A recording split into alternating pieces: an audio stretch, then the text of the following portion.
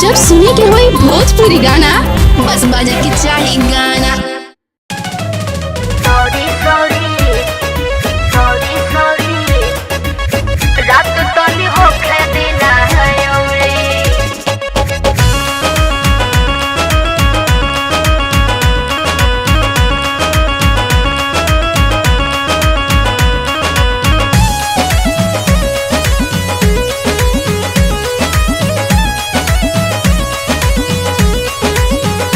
सबे खा ले बा घर में खाना। हाँ तब काहे करता रुमाना। सुना सब खा ले बा घर में खाना। तब काहे करता रुमाना। तू ही बतावा कबले तुहरा आगे पीछे दौरी। ए राजा सॉरी सॉरी रात तनी होखे देना औरे राजा सॉरी सॉरी रात तनी होखे देना है औरे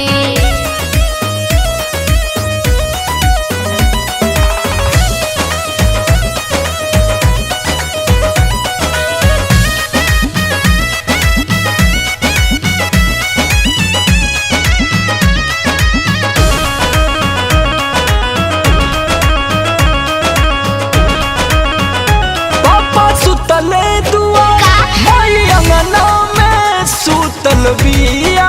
सुते दी घुसा तू अब घरे के भीतरी। हरे बंद कहल जदिया।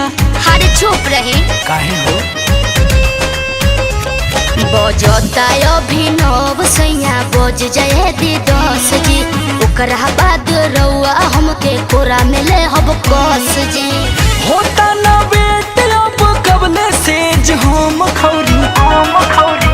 ए राजा सॉरी सॉरी रात तनी होखे दिन औरे राजा सॉरी सॉरी रात तनी होखे दिन औरे ये तो गंभीर समस्या बता रहे।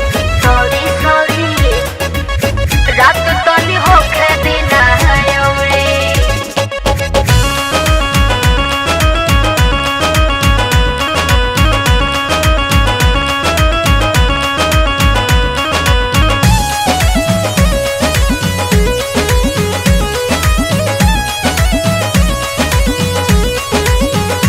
कहता रे यादवराज आज बाटे में जज हमर बना। हरे छोड़ी ना हर करे दाना हमारा के गोली। सुना राइफल बतानल अच्छा जी। ए पियहू समर हमर बुझी मजबूरी हमरा खातिर लाज शरम बा जरूरी होई ना भैंस जे बिताई टाइम के कौरी। ए राजा सॉरी सॉरी रात तनी होखे दिन औरे राजा सॉरी सॉरी रात तनी होखे दिन औरे भाग पगली चल।